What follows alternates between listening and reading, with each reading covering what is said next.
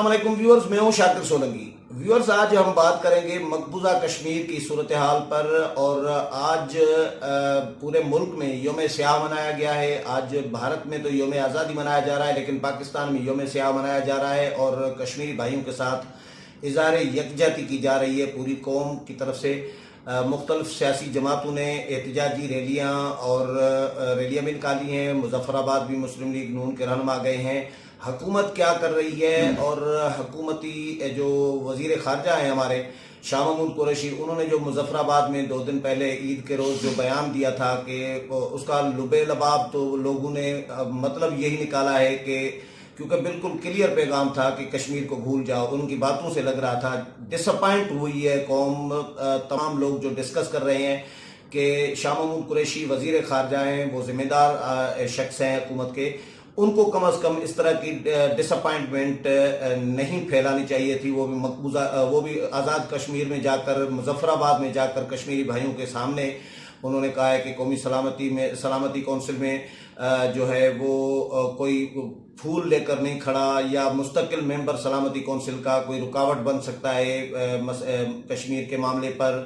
और जो उम्मा है, मुस्लिम उम्मा, उसकी सरमायाकारी है, भारत की सरमायाकारी भारत में उस पर कर रखी है, उनके मफादात हैं, भारत के साथ वाबस्ता हैं। इस तरह की जो बातें हैं, ये बिलावल भुट्टो जरदारी ने भी इस पर तनकीद की है। रजा खत्री साहब हमारे साथ मौजूद हैं, खत्री साहब से डिस्कस करेंगे। खत्री साहब सीनियर जर्नलिस्ट हैं, अब तक टीवी में काम कर रहे हैं। खत्री साहब, पहले तो शाह महमूद कुरैशी के बयान पे भी डिस्कस करते हैं, लेकिन जो ओवरऑल हमारा रिस्पांस है पूरी कौम का, सियासी जमातों का, हुकूमत का, तो उस पर आप उसको किस तरह देख रहे हैं? बहुत शुक्रिया शाकिर साहब।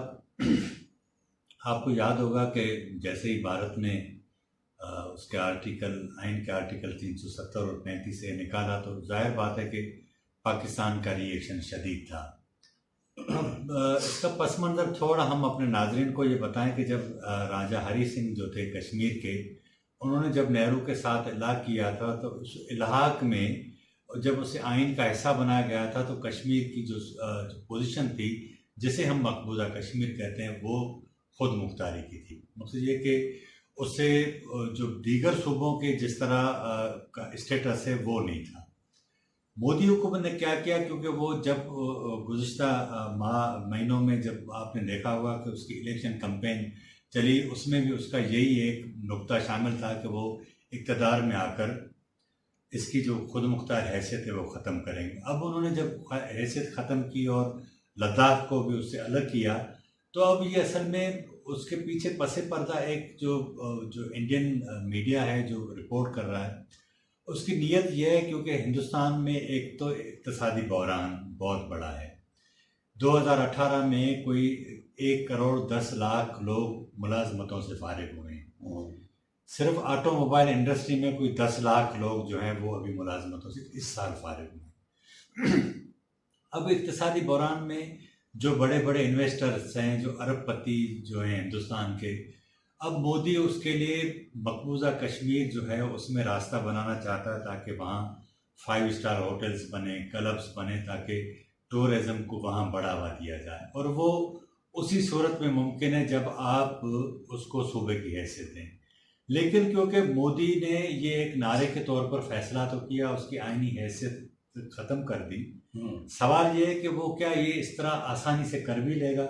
मेरा जवाब है नहीं, क्योंकि एक बहुत बड़ी तहरीक वहाँ चल रही है। आपने 1,80,000 और मज़ीद फ़ौज भेजी, 11 रोज़ से वहाँ कर्फ्यू लगा हुआ है।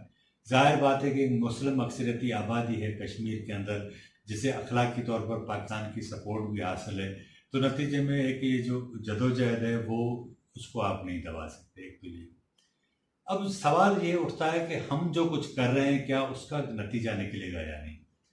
जिस दिन ये भारत ने उसकी हैसियत तब्दील की, तो नतीजा ये हुआ कि फौरी तौर पर सेनेट चेयरमैन बिलावल भुट्टो जरदारी की तरफ से ये मुतालबा आया कि आप पार्लियामेंट का मुश्तरका इजलास तलब करें। वो तलब हो गया उसी दिन। आपने सबने देखा कि वो इजलास 2 दिन चला, लेकिन पहले दिन ही जैसे ही इजलास शुरू हुआ तो वो 4 घंटे का डेडलॉक हुआ अपोजिशन और हुकूमत के दरमियान। उस दिन हमें अंदाज़ा हुआ कि हुकूमत की कितनी नाअहली है कि उसने इतने बड़े अहम इजलास को तलब किया लेकिन उसमें वो चीज़ बुनियादी जो थी 370 और 35A वाली, आर्टिकल 35A वाली, वो उन्होंने उसके एजेंडा में शामिल ही नहीं की। जाहिर बात है कि अपोजिशन का वैलिड किस्म का वो नुक्ता था जिसके ऊपर उन्हें कंसिडर करना पड़ा। दूसरे एजेंडा की कापियां छापना पड़ी और नतीजे में 4 घंटे बाद इजलास शुरू हुआ। मैं ज़ाती तौर पे समझता हूँ, क्योंकि आप जब ओपन इजलास में बातें कर रहे होते तो वो बातें सवाए नारेबाजी के, डिबेटिंग क्लब के कुछ नहीं होती। लेकिन मेरा ख्याल ये था कि अगर वहाँ पर दूसरे रोज़ ही सही, क्योंकि पहले रोज़ कोर कमांडर कॉन्फ्रेंस थी, आर्मी चीफ और दीगर जो फोर्सेस के सरबराह थे वहाँ मौजूद थे, दूसरे दिन हमारी आर्मी या दीगर इदारे वहाँ आते, इन कैमरा ब्रीफिंग होती और पार्लियामान को आप एतमाद में लेते कि ये सूरत हाल होने जा रही है। अच्छा, वो बहरहाल इन्होंने करारदाद पास कर दी, जो भी हुआ। ये फैसला हुआ, बिलावल भुट्टो ने पहले फैसला किया कि हुर्रियत रहनुमाओं के साथ जब उनकी मुलाकात हुई डिप्टी चेयरमैन सेनेट के चैम्बर में, उसके बाद उन्होंने अनाउंसमेंट की कि वो ईद की नमाज वहाँ पढ़ेंगे। उसके बाद हुकूमत ने फैसला किया कि वज़ीर ख़ारजा भी जाएंगे। अब यहाँ आप थोड़ा इस चीज़ को देखेंगे, ये बुनियादी तौर पर कश्मीरियों के साथ यकजहती कम, लेकिन पॉलिटिकल पॉइंट स्कोरिंग की नीयत ज़्यादा है, इंटेंशन वो था। वज़ीर ख़ारजा भी गए, बिलावल भुट्टो भी गए। बिलावल ने पहले अनाउंस कर दिया था, वो उन्होंने पहले कर दिया था, वो तो बाद में हुआ। तो अब हुआ ये कि जब वज़ीर ख़ारजा वहाँ गए तो उन्होंने वो सारी बातें की जो बिल्कुल 100% दुरुस्त हैं। लेकिन सवाल ये है कि क्या वो किसी प्रेस कॉन्फ्रेंस में, पब्लिक मीटिंग में आप कर सकते हैं? मेरा ख्याल है यही सवाल मेरा यही है। इशू ये है कि ये वो बात थी जो आप इन कैमरा पॉलिसी मेकर्स जो होते हैं, जो डिसीजन मेकिंग में जो लोग होते हैं, वहाँ की जाती है कि हमारी कंडीशन क्या है। अगर आप पब्लिक गैदरिंग में इस तरह की बात कर रहे होते तो दुनिया में आप उन तमाम फोर्सेस को बता रहे होते हैं, उन कश्मीरियों को भी बता रहे होते हैं जिनके लिए आप ये सारा, आपने वो सारी चीज़ें की हुई हैं। आज योम स्याह भी मना रहे हैं, आप मुजाहरे भी कर रहे हैं, आप उनको क्या मैसेज दे रहे हैं? अब यहाँ एक और सवाल पैदा होता है। मेरा ख्याल ये है कि पाकिस्तान की सियासी क़यादत और जो हमारी अस्करी क़ुव्वतें, इनको मिलकर एक जगह बैठना चाहिए। दोनों के दरमियान जो गैप है वो इस मामले पर ख़त्म होना चाहिए। और मेरा ख्याल ये है कि ये पाकिस्तान में एक अलग बहस है कि इस मुल्क के अंदर कौन फैसले साजी में बाख्तियार होगा। लेकिन इस वक्त क्योंकि हम देखते हैं कि हमारी पाकिस्तान की आर्मी ही जो फैसले करना चाहती है वही करते हैं, और हमारी क्योंकि पॉलिटिकल क़यादत सिर्फ उनको इंडोर्स करती है, तो नतीजे में हम देख रहे होते हैं कि फैसला साजी में उनका जो हैंड है वो अपर होता है। इस सारी सूरत हाल में अब हम इस कंडीशन में पहुंच गए कि आज आपने देखा कि LOC पर भारत की तरफ से जो बिना इश्तियाल फायरिंग हुई, नतीजे में 3 हमारे फौजी जवान शहीद हुए, हमारे फौज के बकौल के 5 भारत के फौजी मारे गए। इस सारी सूरत हाल में ये जंग जो है वो जाहिर बात है न सिर्फ बच्चे खाती है, लेकिन आपके जो घर है उसको भी खाली करती है, आपका खजाना भी खाली। किसी मसले का हल नहीं है, तबाही है। अच्छा, अब इशू ये है कि इसमें मैं आपको एक बात बताऊँ, सऊदी अरब के अपने इशूज़ हैं, मिडिल ईस्ट के अपने इशूज़ हैं। पूरी दुनिया में जिस तरह टेक्नोलॉजी तरक्की करती जा रही है, तो आपकी जो तेल की जो एनर्जी है, अब उसकी जगह कोई और एनर्जीज आ रही हैं मुख्तलिफ, ये ख़त्म होती जा रही हैं। सऊदी अरब क्या करने जा रहा है कि वो अपनी जो तेल की जो कंजप्शन है वो सेंट्रल, ये अपना आपका साउथ एशिया की तरफ शिफ्ट करना चाहता है। अब वो रोज़ाना 5 लाख बैरल तेल देगा इंडिया की रिलायंस कंपनी को। उनकी जो ऑयल रिफाइनरी वहाँ ये साफ़ होगा और वहीं इंडिया में ये बेचा जाएगा। इस वक्त वो 1.25 अरब की मार्केट है दुनिया में।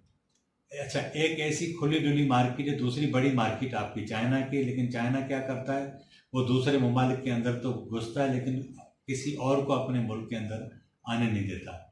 भारत की कंडीशन इससे बिल्कुल बरअक्स है। वो दुनिया को दावत देता है कि आप आएँ, हमारे पास इन्वेस्ट करें।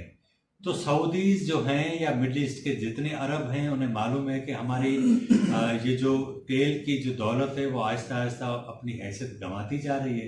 अखराजात उनके बहुत ज़्यादा हैं क्योंकि एक प्रॉपर डेमोक्रेटिक सिस्टम नहीं है। फ़र्ज़ करें सऊदी अरब में हम देखते हैं 15,000 उनके शहजादे और शहजादियाँ हैं, उनका अरबों डॉलर का बजट है, उनको सालाना इतने पैसे देने पड़ते हैं। ज़ाहिर बात है कि मक्का और मदीना की जो ज़ियारत का जो टूरिज़म जो है उसमें आप इतने पैसे नहीं कमा सकते। अब वो क्या करने जा रहे हैं कि नए शहर बनाने जा रहे हैं ताकि उसमें से नए पैसे कमाए जाएं। टूरिज्म को बढ़ाने जा रहे हैं असीर में, ताइफ में, दीगर और शहरों में, ताकि वहाँ टूरिज्म बढ़े। शहजादा मोहम्मद बिन सलमान अब यही नया 2025 का उनका विजन। तो जाहिर बात है कि अब देखें ना, सऊदी अरब ने हमें पैसे दिए, हम कश्मीर में भी देते रहे, लड़ते रहे, हम अफगानिस्तान में भी लड़ते रहे, हम दूसरों की प्रॉक्सी बाहर लड़ते रहे, हम किराए के तौर पर काम करते हैं। आखिरी बात मुझे हुकूमत का बताएं कि पार्लियामेंट का मुश्तरका इजलास बुलाने का बिलावल ने मुतालबा किया, उसके बाद पार्लियामेंट का इजलास बुलाया गया, बिलावल ने मुजफ्फराबाद जाने का ऐलान किया, तो उसके बाद वजीर ख़ारजा ने जाने का ऐलान किया। बिलावल वापस आए, दूसरे दिन आकर इनके दूसरे दिन तक प्रेस कॉन्फ्रेंस की और उन्होंने कहा कि वज़ीर आज़म को जाना चाहिए था। मुझे हैरत है कि वज़ीर आज़म नहीं गए, उनको दावत दी गई है वज़ीर आज़म आज़ाद कश्मीर की तरफ से, फिर भी नहीं गए।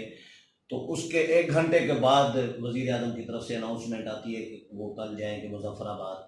तो ये सारे अपोजिशन के मुतालबात के बाद ये अजीब इत्तेफाक है, हुकूमत की संजीदगी क्या नज़र आ रही है आपको? सर मेरा ख्याल ये है कि जब ये गए थे अमेरिका वज़ीर आज़म, मुझे लगता ये है कि जिस तरह ट्रंप ने बात की कि मोदी ने मुझसे बात की, मेरा ख्याल है कि ये पूरा प्री प्लान था और मैं समझता हूँ कि हमारी पोजीशन बहुत ज़्यादा कमज़ोर हुई है, अब हम बार्गेनिंग की पोजीशन में नहीं रहे। तो इस सारी सूरत हाल में मुझे कहीं से पाकिस्तान के हवाले से अच्छी खबर नहीं नज़र आती, अच्छी चीज़ नज़र नहीं आती। कल जो नेशनल कौमी उनकी जो अक़वाम मुत्तहिदा में जो उनकी कौमी सलामती कमेटी का जो इजलास होने जा रहा है, सलामती कौंसिल का, उसमें देखें क्या होता है। जाहिर बात है कि चाइना तो आपकी हेल्प करेगा, लेकिन दुनिया के दीगर ममालिक क्या करते हैं? रशिया ने भी कहा है, लेकिन रशिया ने कहा है, लेकिन रुकावट तो नहीं बनेंगे, लेकिन रुकावट न बनना और हिमायत करना एक अलग अलग, वो डिपेंड करता है हमारे ऊपर के हम कितना उनके साथ उनको कायल करने में कितना कामयाब होते हैं। पहले आप एक बात जहन में रखें, हम जज्बाती लोग हैं। ये इस खित्ते में 70 साल से किसी ने भी अक्ल से कोई काम नहीं किया, सारे जज्बाती हैं।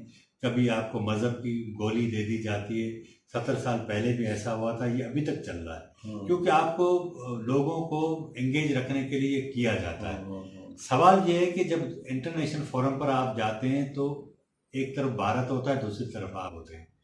अब मैं आपको एक छोटी सी मिसाल दूं। आज मोदी ने वहाँ जो अपने यौम आज़ादी पर खिताब किया, उसने एक नया स्लोगन दिया कि हम दुनिया में दहशत गर्दी का पीछा करेंगे, चाहे वो अफगानिस्तान में हो, श्रीलंका में हो या दूसरी जगह हो।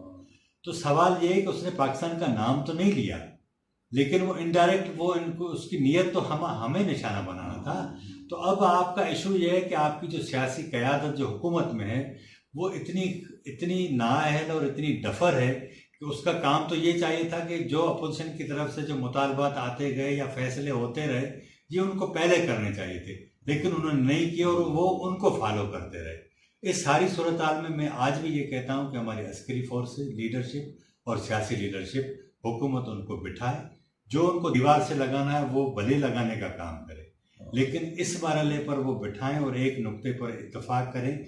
ये सियासी लीडरशिप के अपने अपने ताल्लुकात होते हैं दुनिया भर में, वो अपने सोर्सेज यूज़ करें, ताल्लुकात इस्तेमाल करें ताकि इस मसले का हल निकालें। बहुत शुक्रिया खट्टी साहब। व्यूअर्स, खट्टी साहब की राय आपने सुनी और इसमें कोई शक नहीं है कि कोई भी एक जमात कोई मसला हल नहीं कर सकती। कोई भी मसला हो, इकोनॉमी का मसला हो, कश्मीर का मसला हो या और मसाइल हो, एक जमात अकेले सिर्फ कुछ नहीं कर सकती। तमाम जमातों को ऑन बोर्ड लेना होगा। जो कार्रवाइयाँ अपोजिशन के ख़िलाफ़ हुकूमत की तरफ से चल रही हैं वो तो चल रही हैं, लेकिन अपोजिशन को उसके बावजूद किसी न किसी तरीके से एतमाद में लेना होगा। ये कौमी यकजहती के लिए ज़रूरी है और कामयाबी के लिए ज़रूरी है।